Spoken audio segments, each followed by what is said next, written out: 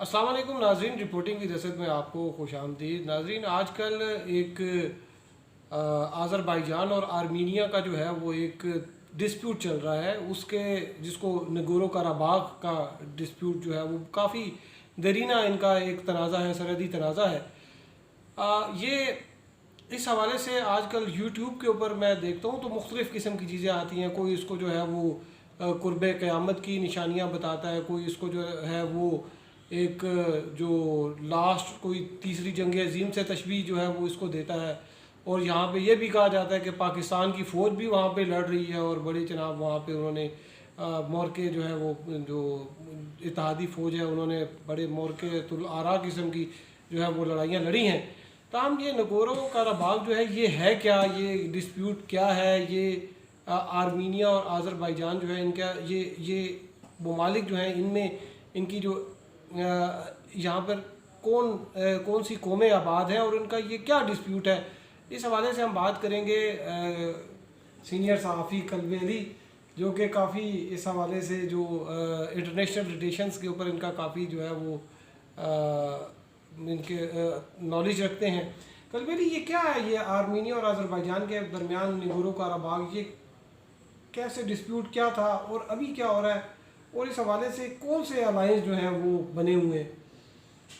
ये जो world politics या इंटरनेशनल पॉलिटिक्स की सबसे अच्छी मिसाल है, जिसमें साबित हो रहा है कि अपनी अपनी कंट्रीज़ अपनी अपनी पॉलिसीज़ की वजह से ना उनको कोई कदरन है कौम की, ना किसी किस्म की कोई कदरन है मज़हब की। सिर्फ सियासी, हर एक ने अपना सियासी पहलू देखा है। और अब आप देखिए कि सियासी और जोग्राफियाई, मतलब अपने मफाद, जोग्राफ़ी तो इसमें इस लिहाज से नहीं हम कह सकते टेक्निकली, क्योंकि अब सऊदी अरेबिया आर्मीनिया के लेटेस्ट जो प्लेयर एंटर हुआ है, मेजर प्लेयर, वो ये है कि सऊदी अरेबिया आर्मीनिया की हिमायत कर रहा है। जबकि Azerbaijan is part of that international force, जिसके राहिल शरीफ साहब जिसको हेड कर रहे हैं, उसका अज़रबाईजान हेड कर रहा है। और बड़े शौक से अज़रबाईजान को पार्ट में लिया था सऊदीज़ ने, इसलिए कि वहाँ पे एक मेजर शिया पॉपुलेशन है। और वो जो समझा जा रहा था कि ये जो मेजर अलायंस बन रहा है वो इनडायरेक्टली ईरान के अगेंस्ट बन रहा है। अज़रबाईजान वाले भी बड़े एक्साइटेड हो गए, इसलिए उसमें गए थे कि वो उनका ईरान से इख्तलाफ है, जबकि ईरान भी मोर देन 97% या अराउंड दैट पॉपुलेशन जो नंबर्स हैं वो शिया हैं, अज़रबाईजान वाले भी। इसके बावजूद वजह क्या है कि ईरानियंस शुरू दिन से 90s से ईरानियंस का मौक़िफ़ है कि नगोरो कराबाग, कराबाग कहते हैं वो काला बाग, वो वहाँ पे वो उसके विनयार्ड्स बहुत हैं, मतलब अंगूर की काश बहुत होती है। तो वो जो इलाका है किसी ज़माने में ये टर्किश और उसके बाद अजरी और इस तरह की खानेट्स में था, मुख्तलिफ जो खानेट्स बनी थी, लेकिन वहाँ आबादी अक्सरियत ही आबादी आर्मीनियंस की है। तो इसलिए ईरानियंस का मौक़िफ़ यही था कि यहाँ चूँकि अक्सरियत आबादी आर्मीनियंस की है तो ये आर्मीनिया का हिस्सा होना चाहिए। ये जो स्टालिन ने जो काट की थी सोवियत यूनियन बनने के बाद, वो अनरियलिस्टिक थी, गलत थी, लेकिन ये आर्मीनिया का हिस्सा होना चाहिए, आप झगड़ा ना करें। ये ईरानियंस का मौक़िफ़ था, जिसकी वजह से अज़रबाईजान और ईरान वालों के ताल्लुकात शुरू ही दिन से, यानी जब से वो आज़ाद हुए हैं 90s में, ये सारी सोवियत स्टेट्स अलग जब हुई हैं तब से हालात इनके ख़राब हो गए। तो ये एक अजीब व गरीब सी है, यानी कि इसमें देखें जो फ़िका मज़हब वगैरह वगैरह पीछे रह गया। अच्छा, इसमें ये बताएं कि इसमें क्या एक अलायंस जो है वो क्या है, मतलब आर्मीनिया ये तो पार्ट था ऑटोमन एम्पायर का, उस्मानी खिलाफत का, फिर वो उस्मानी खिलाफत जब वो डिसमेंटल हुई तो ये मुख्तलिफ जो जिस तरह सऊदी अरब रियासतें हैं वो आज़ाद हुई, तो ये भी आर्मीनिया की भी एक अलग जो है वो हैसियत बन गई। इस वक्त जो है वो कौन कौन से ममालिक जो हैं वो आज़रबाईजान को सपोर्ट कर रहे हैं और कौन से ममालिक जो हैं आर्मीनिया को सपोर्ट कर रहे हैं? जैसे आपने बताया कि ईरान है और दूसरी साइड पे जो है आप जिस तरह आज़रबाईजान के साथ तुर्की है, तो क्या अलायंस क्या है? इजराइल भी किसी अलायंस में शामिल है? इसराइल, हाँ, ये भी एक और बात, चूँकि सऊदी अरेबिया ज़्यादा इसके क्लोज आ गए हैं, और सऊदी अरेबिया की जो लेटेस्ट एंट्री है वो टर्की की ज़िद में है। टर्किश, अब उन्हें हम सब जानते हैं, वो ख़ास तौर से उर्दुगान के बाद और वो जो उनका लेटेस्ट सीरीज़ जो एक ऑटोमन एम्पायर की उस्मानी खिलाफत उस्मानिया के जो कामयाबी के बाद सऊदी थोड़ा सा एक वो जो क्या कहना चाहिए ना, एक पर्सनैलिटी क्लैश सा हो गया मोहम्मद बिन सलमान और उर्दुगान का नज़र आता है, जिसके बाद वो लोग हमें मुख्तलिफ हवाले से ये भी नज़र आता है कि वो टर्किश को डाउन प्ले करना चाह रहे हैं। टर्किश भी बहुत अपने आप को ज़्यादा पावरफुल समझते हैं और समझने लगे हैं, लेटेस्ट उसकी डेवलपमेंट्स, पॉलिटिकल डेवलपमेंट्स भी हुई हैं, उनकी ज़िद में सऊदीज़ एंटर हुए हैं।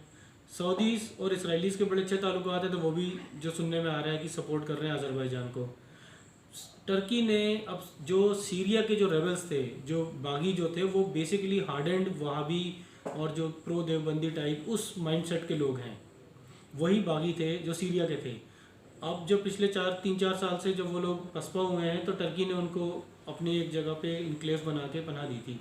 वो लोग जो हार्डेंड किस्म के वहाबी हैं, जो दाइश और फ्री सीरियन आर्मी और मुख्तलिफ कैटेगरीज के, वो सारे के सारे अज़रबैजान के साथ लड़ रहे हैं, उनकी फ़ौज के साथ या उनसे उनकी मिलिशिया में, जो कि सब शिया हैं।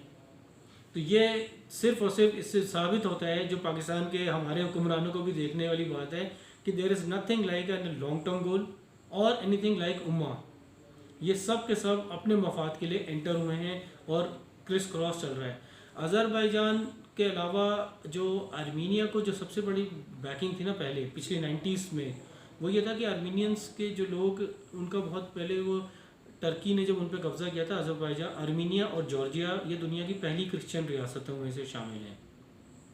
तो टर्की वालों का और इनका बहुत इख्तलाफ रहा है, और आर्मीनिया के ऊपर काफ़ी इल्ज़ामात हैं टर्की के ऊपर कि इन्होंने वहाँ बहुत ज़्यादा कत्ल आम किया था। वो आर्मीनियन जेनोसाइड्स, सच और झूठ जो भी हैं, वेस्टर्न में उसकी काफ़ी प्रोपेगेंडा और प्रमोशन चलती रहती है कि आर्मीनियन जेनोसाइड किया था टर्की ने। अभी इस पिछली सेंचुरी के अवलीन में, वर्ल्ड वॉर से थोड़ा पहले और बाद में भी, बाद में तो टर्की हार ही गया था पहले ही।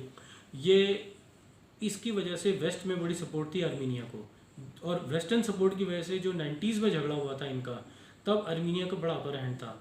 अब हालात बिल्कुल बरक्स हो चुके हैं। जो लोग वेस्ट में, अमेरिका में ख़ास तौर से गए हैं आर्मीनियंस, वो उनकी ज़िंदगी सेटल हो गई है, वो लड़ने नहीं आना चाह रहे वापस। अमेरिकन्स बिल्कुल इन्वॉल्व नहीं है, कोरोना और इलेक्शंस की वजह से वेस्ट वाले भी कोई इंटरेस्टेड नहीं है। तो इसलिए अब अज़रबैजान को अपर हैंड इसलिए अब जंग में नज़र आ रहा है, क्योंकि इनको बैकिंग के लिए अब इनको मैन पावर मिल रही है, मिलिशिया जो पहले आर्मीनिया को मिल रही थी, सपोर्ट वेपनरी की भी मिल रही है जो पहले 90s में आर्मीनिया को मिल रही थी। अच्छा, अलायंस क्या क्या है, मतलब अभी फ़िलहाल इन रियल टर्म्स देखा जाए तो आर्मीनिया के साथ इस वक्त कोई नहीं है। ईरान का जो सपोर्ट थी वो ये थी कि उसूली तौर पे उनका मौक़िफ़ था कि उनका, ईरान वालों का मौक़िफ़ ये था कि ये जो है ख़ित्ता उसका होना चाहिए। जैसे अगर पाकिस्तान के ऊपर, इंडिया पाकिस्तान का कोई मसला है, कश्मीर तो जैसे कश्मीर के ऊपर बात बनती है जी, कश्मीर पाकिस्तान के ज़्यादा बनता है। और अगर हम लेट से बात कर लें चंडीगढ़ की या अमृतसर की, तो वो फिर अमृतसर जो है पाकिस्तान का हिस्सा नहीं बनता।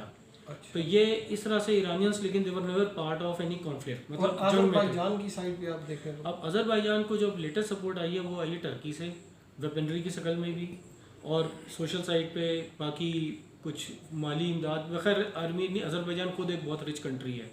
वहाँ पे अगर कोई भी गया होगा, आप सब जानते हैं कि जिस तरह यहाँ बिल्डिंग या कूड़े के ढेर होते हैं, वहाँ इस तरह से तेल के कुएँ हैं, बिल्कुल शहर के साथ साथ भी तेल के कुएँ चल रहे होते हैं। तो वो तो बहुत एक रिच और पावरफुल, फाइनेंशियली बड़ी स्ट्रॉन्ग कंट्री है। तो अब उनको जो मिलिशिया की सपोर्ट भी आ गई, वो टर्किश ने दे दी है, जो सीरियन रेबल्स वाली।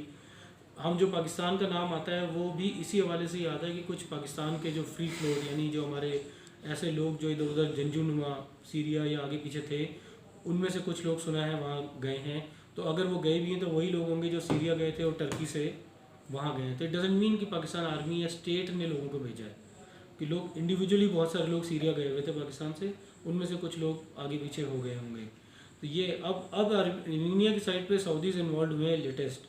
ये एक हफ्ते में पता लगेगा कि क्या सऊदीज़ अपने जो उनके जो मुजाहिदीन या फ्री फ्लोट लोग हैं वर्ल्ड ओवर, उनकी भी बहुत सारे मिलिशियाज हैं जिनको सऊदीज़ अच्छी तरह सपोर्ट करते हैं, फंडिंग भी करते हैं, वो कितना हद तक उसमें इन्वॉल्व होते हैं। लेकिन अभी लेटेस्ट प्लेयर जो एंटर हुआ है वो सऊदी अरेबिया है, और वो टर्की की ज़िद में हुआ है, विच अगेन शोज़ कि इसमें कहीं पे भी इस्लाम का चक्कर नहीं है। ये MBS के अपना डिसीजन होगा कि भाई हमें जो भी टर्की को डाउन करना है, तो अगर टर्की इधर आ गया तो हम इधर हो जाएंगे। अगर लेट से टर्की वाले आर्मीनिया के साथ होते तो मोस्ट प्रॉब्ली वो लोग फिर अज़रबैजान के साथ होते, तब वो भूल जाते कि अज़रबैजान तो एक शिया कंट्री है। चलें, बहुत शुक्रिया कल्बी अली। नाज़रीन, ये जो अज़रबैजान और आर्मीनिया का जो है, मेरा भी इत्तफाक से अज़रबैजान का जो है मेरा जाने का इत्तफाक हुआ है। तो अज़रबैजान को इस किस्म की कोई जिस तरह की मजहबी रियासत होती है ऐसी नहीं है। वहाँ पर बिल्कुल एक यूरोप वाला एक इन्वायरमेंट है। तेल का जो है वो ऑयल का इंडस्ट्री काफ़ी बड़ी इंडस्ट्री है, जिससे उनको काफ़ी रेवेन्यू जो है वो जनरेट होता है। तो काफ़ी खुशहाल लोग भी हैं वहाँ पर। तो जैसा कि कल्बी अली ने भी बताया कि ये एक सरहदी तनाज़ा जो है नगोरो कराबाग का, जिसमें दोनों ममालिक के जो हैं मफादात हैं, और इसके साथ साथ जो बाकी जो ममालिक जो उनकी मदद कर रहे हैं उनके भी अपने अपने मफादात हैं। तो लेकिन यहाँ पर मैंने जब देखा कि ये यूट्यूब पर भी और लोगों ने इसको एक इस तरह से बनाया हुआ है कि जैसे कुफर और इस्लाम की जंग छिड़ गई है या कुछ सलीबी जंगें दोबारा से शुरू हो गई हैं, तो ऐसी एक जो तासुर जो है वो एक कतन ये गलत है। तो जैसे अभी कल्बी अली ने भी बताया कि इसमें नए जो है प्लेयर्स जो हैं वो इंटर हो रहे हैं, तो अभी कुछ हफ्तों में जो है ये सेटल हो जाएगा कि ये जो है तनाज़ा ये किस सूरत जाता है और किस तरह से जो है ये सेटल होता है। ये नया तनाज़ा नहीं, ये ख़ासा पुराना जो है कई दहाइयों पे तवील ये तनाज़ा है। तो बहरहाल अगले कुछ हफ्तों में देखते हैं कि इसमें क्या डेवलपमेंट होती है। तो हमारे साथ रहने का शुक्रिया। अल्लाह हाफ़िज़।